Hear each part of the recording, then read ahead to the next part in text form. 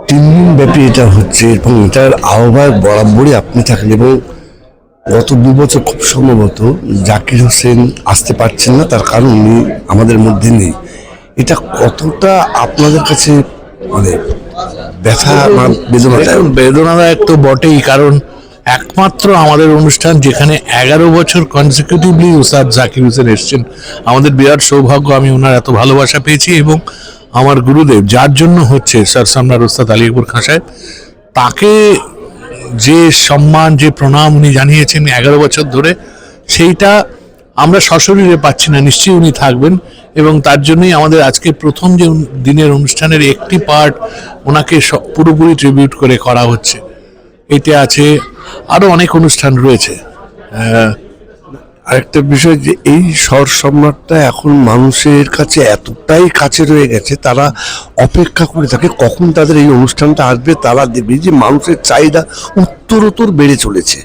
এটা মানুষের ভালোবাসা এবং আমার গুরুদের আশীর্বাদই হয়েছে এবং সেইটাকে চালিয়ে যাওয়ার জন্য যারা আমাকে হেল্প করেছেন তাদের এবং আমার সমস্ত গুরুজন যারা মিউজিশিয়ানস আছেন তাদের আশীর্বাদ সহযোগিতা এটা হয়েছে। সর্বোপরি মানুষের ভালোবাসা এবং আশীর্বাদ। আপনার এবারের প্রোগ্রামে অনেক নতুন মুখ আসছে যারা খুব সম্ভাবনাময় এবং যাদেরকে আপনি সুযোগ দিয়েছেন আমি স্বর সম্রাটে, কি বলবেন? না, আমাদের প্রত্যেক বছরই যাদেরকে প্রেজেন্ট করা হয় তাদের কোয়ালিটি এতটাই ভালো থাকে, সুতরাং মানুষজনের একটা বড় ভরসা যে এসএসএফ ব্র্যান্ডটার ওপরে যে অনুষ্ঠানই হবে সেটা তার সেই কোয়ালিটির লেভেল হবে এবং সেই হিসেবেই আমরা যত ইয়াং মিউজিশিয়ানসদের প্রেজেন্ট করেছি they are very much successful. All over India তারা অনুষ্ঠান করছে এবং সেই জিনিসটা এবারও আছে। এবার যেমন প্রথমে একটি শ্বেতা সরোজ যুগলবন্দি আছে, দুজনেই খুব সারা ভারতবর্ষে ফাটিয়ে বাজিয়ে বেড়াচ্ছেন তাদের যুগলবন্দি। তারপরে তুষার দত্তর গান, তিনিও খুব পরিচিত। তারপরে একটি ইয়াং মানে কি তারা প্রচন্ড পপুলার, জয়দীপ মেউন্ডি এবং অভিষেক রঘুরাম, তারাও খুবই, কিন্তু কলকাতায় প্রথমবার এটা হচ্ছে হিন্দুস্তানি এবং কর্ণাটিক যুগলবন্দি।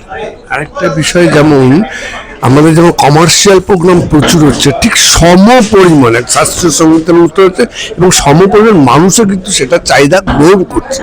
হ্যাঁ, তার কারণ হচ্ছে যে ওই ক্লাসিক্যাল মিউজিকে বললাম না, ক্লাসিক্যাল মিউজিকের জন্য এত অনুষ্ঠান হচ্ছে কলকাতায় এবং সেটাই আমরা চাই, যত বেশি অনুষ্ঠান হবে তত ভালো ভালো জিনিস শুনতে পাবে।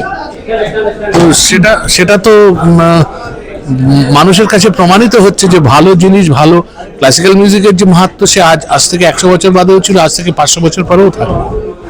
আমাদের একটা মনে হয় যে আসছে না, তা নয়। সবাই সব অনুষ্ঠানই সব অনুষ্ঠান, আপনি দেখুন কত ক্লাসিক্যাল অনুষ্ঠান হচ্ছে, কত পপ হচ্ছে।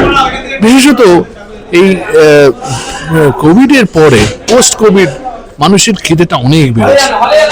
আমি একটা শেষ প্রশ্ন, যেমন শাস্ত্রীয় সঙ্গীতের মানুষের যে আকৃষ্ট বেড়েছে, যারা এই আকৃষ্ট হয়ে আসছে এবং এই অনুষ্ঠানে কিন্তু প্রত্যেকটা সিট ভর্তি হয়ে যায়, কতটা আপনাদের এই ভর্তি হওয়া সিট অনুপ্রেরণা দেয়?